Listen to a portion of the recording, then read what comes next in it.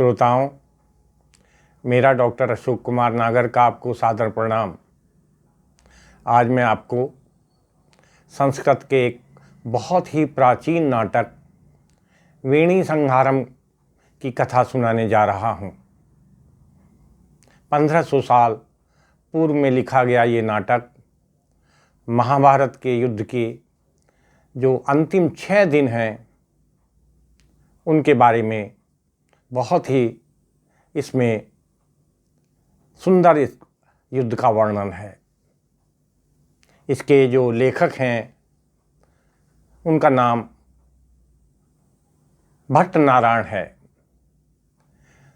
भट्ट नारायण ने जो कन्नौज के रहने वाले थे और शांडिल्य ब्राह्मण थे, ये लगभग 650 से 750 ईस्वी में यानी 7वीं सदी के से लेके 8वीं सदी के मध्य में ये नाटक की रचना की। उस समय तत्कालीन बंगाल में, जिसको गौड़ प्रांत कहा जाता था, गौड़ देश कहा जाता था, वहाँ के राजा थे आदिसूर, और वहाँ बहुत बड़ा अकाल पड़ा था। तो अकाल वृष्टि को रोकने के लिए उन्होंने एक यज्ञ का आयोजन किया और उस यज्ञ को करने के लिए 5 ब्राह्मणों को कन्नौज से आमंत्रित किया। उन्हीं 5 ब्राह्मणों में से एक जो प्रमुख ब्राह्मण थे वो भट्ट नारायण थे। बाद में राजा आदिसूर ने इनको 5 गांवों की जागीर दी और ये लोग वहीं बस गए। वेणी संहारम भट्ट नारायण का एकमात्र लिखा हुआ नाटक है, लेकिन ये नाटक इतना प्रसिद्ध है कि जो संस्कृत के प्रमुख नाटककार हैं, भास हैं, कालिदास है, शूद्रक हैं, भवभूति हैं, बाण हैं, उन सभी में के साथ भट्ट नारायण का नाम भी नाटककारों की प्रथम श्रेणी में है। बहुत ही प्रसिद्ध नाटक है। अनेक विश्वविद्यालयों में ये बीए के सिलेबस में भी ये नाटक है। अब हम इस नाटक के शीर्षक के बारे में चर्चा करेंगे। इस नाटक का शीर्षक है वेणी संहारम, जिसका मतलब है संस्कृत का नाटक है, जिसका मतलब है वेणी को संवारना, चोटी बनाना, चोटी गूंथना। तो इस नाटक का जो ये पूरे महाभारत की जो लड़ाई है उसके ऊपर आधारित है। और श्रोताओं, आपको शायद मालूम होगा कि धूत क्रिया में यानी जुए में जब पांडव लोग अपना सारा राजपाट हार गए, अपने भाइयों को हार गए, यहाँ तक कि अपनी पत्नी को भी हार गए, तो दुर्योधन ने यह आदेश दिया दुशासन को कि वो जाए और द्रौपदी को पकड़कर इस धूत सभा में उपस्थित करे। दुशासन गया और द्रौपदी के बालों को खींचते हुए, केशों को खींचते हुए ये धूत सभा में लाया, जहाँ सब कौरव भी उपस्थित थे, पांडव भी उपस्थित थे। वहाँ पर ना केवल दुशासन ने इनके बालों को खींचा, बल्कि इनके चीरहरण का भी प्रयास किया, जिसको भगवान कृष्ण ने अपने योग बल से रोक दिया। ये एक अलग कहानी है। तो वहीं पर द्रौपदी ने ये प्रतिज्ञा की थी कि जब तक मैं दुशासन और दुर्योधन के रक्त से अपने बालों को नहीं रंगूंगी, मैं अपने बालों को नहीं संवारूंगी, मैं चोटी नहीं बनाऊंगी। साथ साथ महाबली भीम ने भी इसी सभा में ये प्रतिज्ञा की थी कि वो दुशासन की हत्या करेगा, उसका रक्त पिएगा और दुर्योधन की जांघों को अपनी गदाओं से चकनाचूर करके उसके रक्त से द्रौपदी के बालों को रंगेगा और उसके बाद बालों को संवारेगा। उसके बाद जो है महारानी द्रौपदी अपने बालों की चोटी बनाएंगी। तो इसी घटना को आधार बनाकर महाकवि भट्ट नारायण ने अपने नाटक का नाम वेणी संहारम लिखा है। इस नाटक के बारे में मैं एक और बहुत ही महत्वपूर्ण जानकारी आपको देना चाहता हूँ कि वेदों में, पुराणों में, संस्कृत और हिंदी के किसी भी किताब में इससे पहले राधा का वर्णन, राधा जी का वर्णन नहीं है। ये पहली किताब है, पहला नाटक है या पहली पुस्तक है जिसमें राधा और कृष्ण के प्रेम का वर्णन है, प्रेम लीलाओं का वर्णन है। बहुत संक्षिप्त में है। मंगलाचरण में जो कवि भट्ट नारायण हैं वो ये कहते हैं कि यमुना के किनारे तमाल के वृक्षों के बीच निकुंजों में राधा जी और श्री कृष्ण प्रेम लीलाएं कर रहे हैं। अचानक किसी बात पर राधा जी नाराज हो जाती हैं, कुपित हो जाती हैं, माननी हो जाती हैं और वो बालू के तट पर नंगे पैर वापस जाने लगती हैं। बालू के तट पर जो इनके पैरों के चिन्ह बन रहे हैं, पद चिन्ह बन रहे हैं, भगवान कृष्ण भी उन्हीं पद चिन्हों पर पैर रखकर इनके पीछे पीछे चलते हैं। और जब वो इनके पद चिन्हों पर अपना पैर रखते हैं तो बहुत ही पुलकित हो जाते हैं, बहुत ही प्रसन्नचित हो जाते हैं। राधा जी जब पीछे मुड़ के ये देखती हैं तो उनका सारा जो मान है वो समाप्त हो जाता है, गुस्सा समाप्त हो जाता है और वो बहुत ही प्रेम पूर्ण नज़रों से भगवान श्री कृष्ण को देखती हैं, निहारती हैं। कवि भट्टनारायण कहते हैं कि जिन प्रेम पूर्वक नज़रों से राधा जी भगवान कृष्ण को निहारती हैं, ये जो राधा जी की नज़रें हैं ये हमें सुख और शांति दें, हमें प्रसन्नता दें। हमारे जितने भी श्रोता हैं उनको ये नज़रें जो हैं ये अच्छी लगें। तो ये पहली किताब है, इससे पहले कहीं भी किसी भी पुस्तक में राधा जी का वर्णन नहीं है। किसी दिन बाद में मैं आपको राधा कृष्ण के प्रेम की जो कथा है और जो प्रसिद्ध जो संस्कृत के कवि हुए हैं जयदेव, उन्होंने एक ग्रंथ लिखा है गीत गोविंद, उसको आधार बना के मैं आपको विस्तार से बहुत रोचक जानकारी दूंगा। अब हम इस नाटक की ओर बढ़ते हैं। नाटक के पहले अंक में नेपथ्य से आवाज़ आती है कि कौरवों की ओर से कौरवों के लिए संधि का प्रस्ताव लेकर और पांडवों का दूत बनकर भगवान श्री कृष्ण वेद व्यास आदि मुनियों के साथ कौरवों के पास जा रहे हैं। यानी पांडवों की ओर से संधि का प्रस्ताव लेकर युद्ध बंद करने के लिए वो कौरवों के पास जा रहे हैं और उनके साथ वेद व्यास आदि मुनि भी हैं। नाटक का सूत्रधार ये सुनकर बड़ा प्रसन्न होता है और कामना करता है कि भगवान श्री कृष्णचंद्र देव का ये संधि प्रयास सफल हो, ताकि पांडव लोग जो हैं वो भगवान श्री कृष्ण के साथ सुख शांति से रह सकें, साथ साथ कौरव भी जो हैं वो अपनी प्रजा के साथ और अपने कर्मचारियों के साथ स्वस्थ जीवन व्यतीत करें। तभी जो है नेपथ्य से बहुत ही तेज गर्जना सुनाई देती है। भीम जो है मेघनाद गर्जना करता हुआ मंच के ऊपर आता है और कहता है, कौन दुष्ट है, कौन नीच है जो ये बकवास कर रहा है कि हम लोग कौरवों के स्वास्थ्य की अभिलाषा करें। उन कौरवों ने जिन्होंने हमें लाक्षागृह में जलाकर मारने की कोशिश की, जिन्होंने हमें विषैला भोजन देकर मारने की कोशिश की, जिन्होंने भरी सभा में द्रौपदी का चीरहरण किया, द्रौपदी के बालों को खींचा, हम उन कौरवों के स्वास्थ्य की अभिलाषा करें। सहदेव जो मंच पर उपस्थित हैं, सहदेव को संबोधित करते हुए भीम कहते हैं कि सहदेव जाओ और धर्मराज युधिष्ठिर से कह दो कि भीम को ये संधि प्रस्ताव बिल्कुल भी मंजूर नहीं है, और यदि धर्मराज अपने गोत्र वालों के वध से डरते हैं कि कौरवों के मारने से उनके गोत्र के लोग मारे जाएंगे और संसार में, लोक में उनकी निंदा होगी, वो लोक निंदा से लज्जित हैं तो उनसे जाके कह दो कि भीम की लज्जा और भीम का सम्मान तो उसी दिन नष्ट हो गया था जिस दिन प्रिय द्रौपदी के बालों को खींचा गया और इनके चीर का हरण किया गया।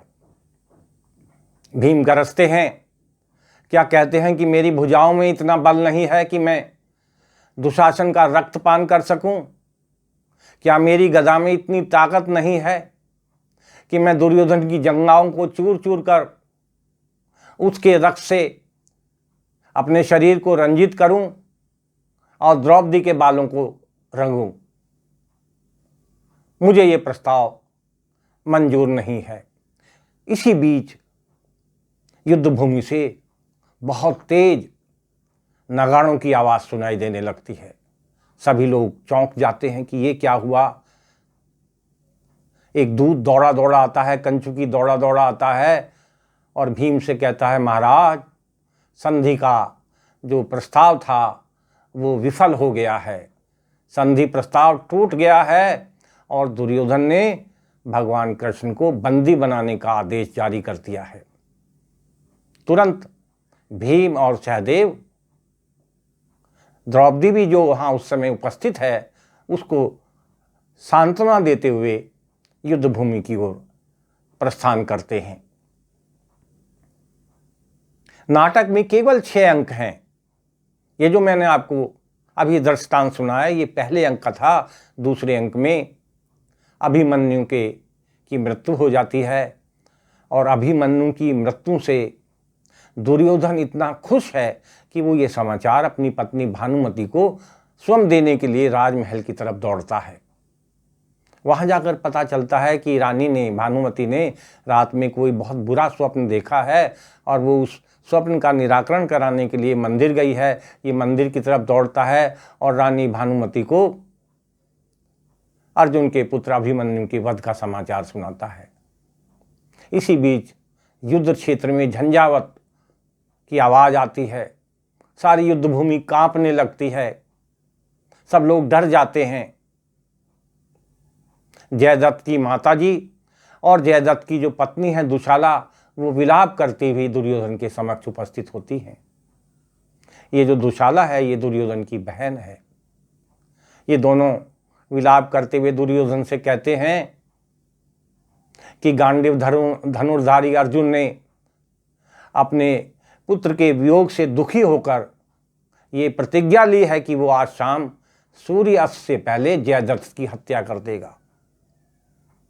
वो महाराजा दुर्योधन से गुहार लगाती हैं कि आप जयद्रथ की रक्षा करो। दुर्योधन तुरंत अपनी गदा लेकर युद्ध मैदान की ओर दौड़ जाता है। जिस दिन जयद्रथ का वध होता है उस दिन बहुत सारे जो बड़े बड़े राजा हैं जो कौरवों की तरफ से लड़ रहे हैं, जैसे द्रौपद है, भूरिश्रवा हैं, भगदत्त है, ये सारे राजा और बड़े बड़े योद्धा युद्ध भूमि में मारे जाते हैं।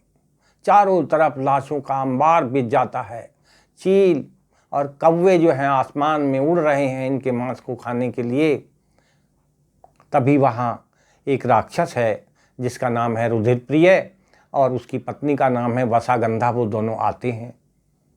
ये जो मृत योद्धा हैं इनके शरीर से वो रक्तपान करते हैं, मांस खाते हैं, मज्जा खाते हैं और उसके बाद कामना करते हैं कि ये युद्ध महाभारत का 1 साल तक चलता रहे। जयद्रथ की मृत्यु का समाचार दुर्योधन को मिलता है। दुर्योधन बहुत दुखी हो जाता है। उधर भीम, अर्जुन और सात्यकी जो हैं वो दुशासन के वध के लिए भयानक युद्ध कर रहे हैं। भीम ने प्रतिज्ञा की भी है कि वो दुशासन को मारेगा और इसके रक्त का पान करेगा, पिएगा। भयानक युद्ध चल रहा है। ये दुर्योधन जाता है और ये भीम से युद्ध करता है लेकिन मूर्छित हो जाता है।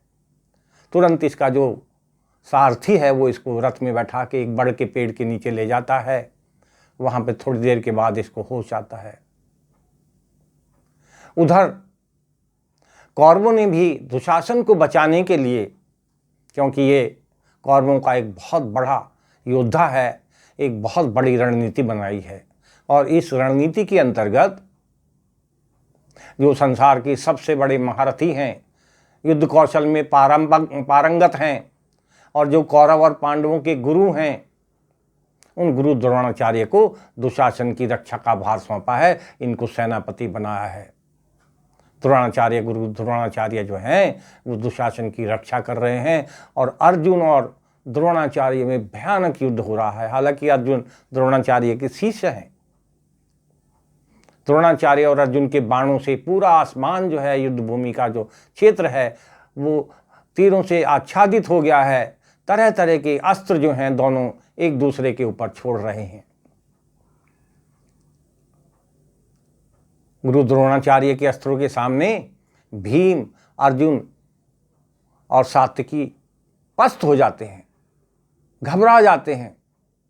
इनका मन करने लगता है कि युद्ध भूमि से पलायन कर दिया जाए। भगवान कृष्ण इस युद्ध को देख रहे हैं। वो समझ जाते हैं कि गुरु द्रोणाचार्य को हराना पांडवों के लिए आसान काम नहीं है। वो दौड़े दौड़े दुर्योधन युधिष्ठिर के शिविर में जाते हैं, गुप्त मंत्रणा करते हैं, और धर्मराज युधिष्ठिर की सहमति से इस युद्ध में पहली बार छल और कपट का सहारा लिया जाता है। श्रोताओं, धर्मराज के बारे में ये प्रसिद्ध है कि इन्होंने कभी भी कोई गलत काम नहीं किया, लेकिन ये जो महाभारत में अब घटना होने जा रही है, ये घटना जो है धर्मराज युधिष्ठिर की सहमति से हुई थी, जिसमें द्रोणाचार्य को मारने के लिए छल और कपट का सहारा लिया गया।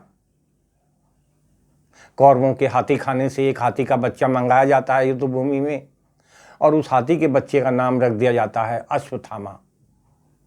भीम को युद्ध क्षेत्र से वापस बुलाया जाता है और कहा जाता है कि वो अपनी गदा से इस हाथी के बच्चे की हत्या कर दे। भीम इस हाथी के बच्चे की हत्या कर देता है, इसको मार देता है। जैसे ही ये हाथी का बच्चा मरता है, युद्ध भूमि में चारों तरफ ये अफवाह फैला दी जाती है कि अश्वत्थामा मारा गया, अश्वत्थामा मारा गया। युद्ध में चारण और भाट चारों तरफ, जिनका काम राजाओं में वीर रस का संचार करना होता था और युद्ध के समाचार इधर उधर फैलाना होता था, ये लोग एक क्षण में ही पूरे युद्ध मैदान में ये समाचार फैला देते हैं बिजली की तरह कि अश्वत्थामा मारा गया, अश्वत्थामा मारा गया। द्रोणाचार्य तक जब ये समाचार पहुंचता है तो वो विचलित हो जाते हैं। उनको स्वप्न में भी उम्मीद नहीं कि उनका पुत्र युद्ध में मारा जाएगा। वो जगह जगह जाते हैं कि क्या मेरा पुत्र अश्वत्थामा मारा गया, क्या मेरा पुत्र अश्वत्थामा मारा गया, लेकिन कहीं से उन्हें कोई संतोषजनक जवाब नहीं मिलता। अंत में वो सोचते हैं कि धर्मराज युधिष्ठिर के पास चलना चाहिए, क्योंकि वो कभी भी झूठ नहीं बोलेंगे। द्रोणाचार्य युद्ध भूमि से धर्मराज युधिष्ठिर के कैंप में जाते हैं। युधिष्ठिर से पूछते हैं कि धर्मराज ये बताइए कि क्या मेरा पुत्र अश्वत्थामा मारा गया। युधिष्ठिर कुछ क्षण के लिए शांत रहते हैं और फिर कहते हैं, संस्कृत में उत्तर देते हैं, जिसका हिंदी में मतलब है, दो वाक्यों में उत्तर देते हैं। पहला वाक्य है अश्वत्थामा मारा गया, और दूसरा जो वाक्य सेंटेंस है वो है वो नर था या पशु, ये मुझे मालूम नहीं। लेकिन भगवान कृष्ण, ये सब लोग एक षड्यंत्र करते हैं कि जब युधिष्ठिर दूसरा वाक्य बोलते हैं तो घंटे, घड़ियाल और युद्ध के नगाड़े जो है बहुत तेजी से बजा दिए जाते हैं। गुरु द्रोणाचार्य युधिष्ठिर द्वारा कहा गया दूसरा वाक्य नहीं सुन पाते कि वो नर था या पशु था, ये मुझे मालूम नहीं। वो केवल यही पहला वाक्य सुन पाते हैं कि अश्वत्थामा मारा गया। पुत्र वियोग में बहुत दुखी होकर युद्ध भूमि में वो अपने रथ से उतर जाते हैं, अपने हथियारों को, अपने धनुष बाण को फेंक देते हैं, और जैसे ही वो फेंकते हैं अपने धनुष बाण को, तुरंत जो है कौरवों का एक बड़ा योद्धा है धृष्टद्युम्न, वो आता है और बाल पकड़कर इनकी गर्दन काट के गुरु द्रोणाचार्य की हत्या कर देता है। छल और कपट से गुरु द्रोणाचार्य की हत्या हो जाती है। इनका जो सारथी है द्रोणाचार्य का, वो जाकर अश्वत्थामा के पैरों में लेट जाता है और उनको समाचार देता है। इधर इसके जो मामा हैं कृपाचार्य, वो भी आ जाते हैं और ये दोनों जने दुर्योधन के पास जाते हैं। कृपाचार्य कहते हैं धिक्कार है, दुर्योधन को धिक्कार है, सभी पांडवों को, कौरवों को, सभी को धिक्कार है, जिन्होंने उस दिन भरी सभा में द्रौपदी का चीरहरण देखा और जिन्होंने आज छल और कपट से गुरु द्रोणाचार्य की हत्या होती हुई देखे। ऐसे जितने भी लोगों ने ये कांड देखे हैं, जिसमें मैं भी शामिल हूँ, इन सभी योद्धाओं को धिक्कार है। वो दुर्योधन से कहते हैं कि पिता की हत्या का बदला लेने के लिए अश्वत्थामा को सेनापति बनाया जाए, कौरवों का सेनापति बनाया जाए। लेकिन कर्ण वहाँ पहले से ही उपस्थित हैं और दुर्योधन से इन्होंने पहले ही ये वचन ले लिया है कि अगले सेनापति कर्ण होंगे। वहाँ पर कर्ण में और अश्वत्थामा में वाक युद्ध होता है। कर्ण जो है व्यंग कसता है कि देखा, तुम्हारे पिता ने अस्त्र फेंक कर बहुत सारे योद्धाओं को मरवा दिया, तुम भी तो उन्हीं के पुत्र हो, तुम क्या सेनापति बनोगे। अश्वत्थामा नाराज हो जाता है, इनको मारने के लिए तत्पर हो जाता है। कर्ण कहता है कि तुम एक ब्राह्मण हो, इसलिए मैं तुम्हारी हत्या नहीं कर सकता। इस पर अश्वत्थामा अपना जनेऊ जो है तोड़ देता है और कहता है आज मैंने ब्राह्मणत्व छोड़ दिया है। दोनों लड़ने के लिए तैयार हो जाते हैं, लेकिन कृपाचार्य और दुर्योधन दोनों के बीच बिचाव कर देते हैं। युद्ध में दुशासन मारा जाता है। भीम जो है दुशासन का जो है अपने हाथों से पेट फाड़कर रक्त पी जाता है, अपने सारे शरीर को रंग लेता है और तुरंत कर्ण के ऊपर झपटता है। भीम, अर्जुन, सात्यकी ये कर्ण को मारने के लिए तत्पर हो जाते हैं। कर्ण की रक्षा के लिए कृपाचार्य पहुंचते हैं और इनका जो पुत्र है वृषसेन, वो भी पहुंच जाता है। कर्ण के पुत्र में, वृषसेन में और अर्जुन में भयानक युद्ध होता है। कर्ण का पुत्र इतना बलशाली है कि भगवान कृष्ण बार बार उसे शाबाश बेटा कह रहे हैं उसके युद्ध को देखते हुए। अंत में वो अर्जुन द्वारा मारा जाता है। ये समाचार जो है सुंदरक नाम का जो कर्ण का एक सेवक है, वो लेके दुर्योधन के पास पहुंचता है। उस समय वहाँ पर गांधारी और धृतराष्ट्र भी आ जाते हैं और वो गांधारी एक बार फिर दुर्योधन से कहती हैं कि दुर्योधन तुम मान जाओ, पांडवों के साथ संधि कर लो। युधिष्ठिर संधि के लिए तैयार हैं। युधिष्ठिर ने ये प्रतिज्ञा की है कि यदि उनका एक भी भाई युद्ध में मारा गया तो वे स्वयं जो है अपने प्राणों को त्याग देंगे, चिता बनाकर उसमें जल जाएंगे। इसलिए वे अपने भाइयों का वध नहीं चाहते, वो संधि के लिए तैयार हैं। इस पर दुर्योधन कहता है कि वो अपने एक भाई की हत्या से इतने चिंतित हैं और मेरे 99 भाई युद्ध में मारे गए। मैं उनके लिए पांडवों से संधि करूं, आप मुझे आशीर्वाद दीजिए कि मैं 5 पांडवों की हत्या करूं। इसी बीच शाल्य नाम का एक योद्धा दौड़ा आता है और बताता है कि कर्ण भी युद्ध में मारे गए। दुर्योधन विलाप करने लगता है, हाय मित्र कर्ण, हाय मित्र कर्ण।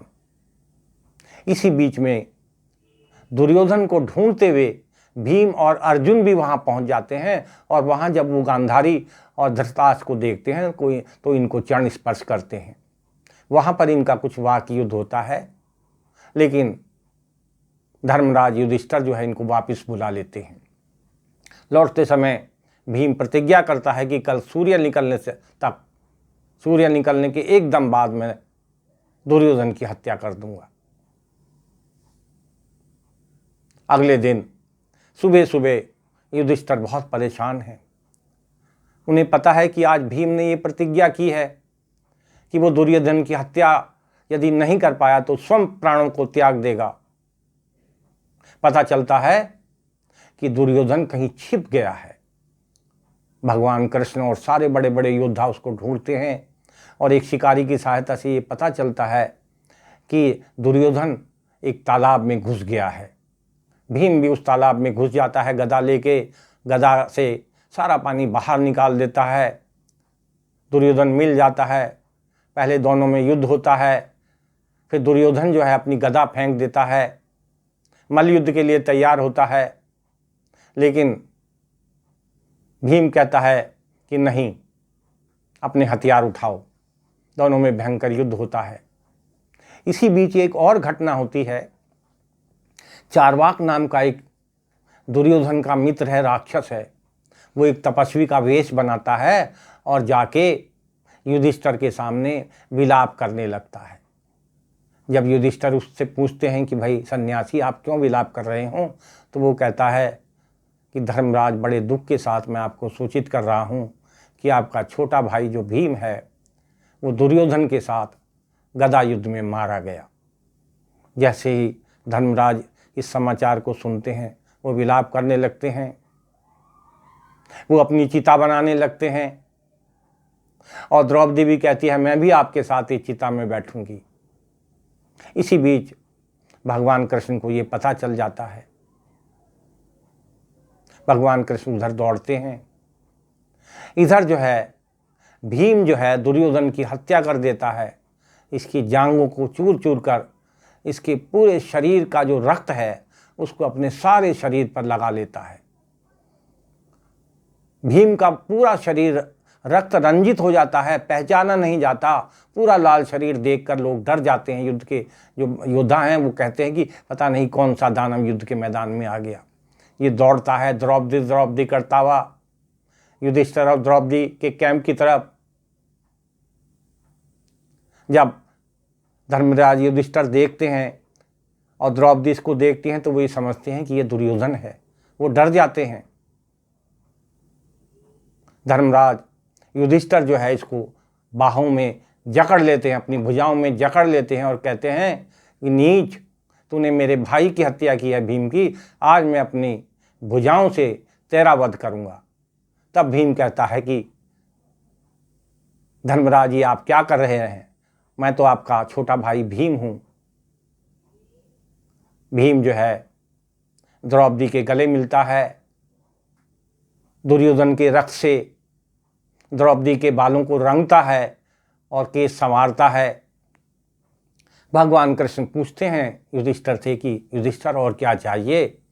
युधिष्ठिर कहता है कि प्रभु, हम सब की आप में सुदृढ़ भक्ति हो, हम सब आपकी सुदृढ़ भक्ति करते रहें, यही हमारी मनोकामना है।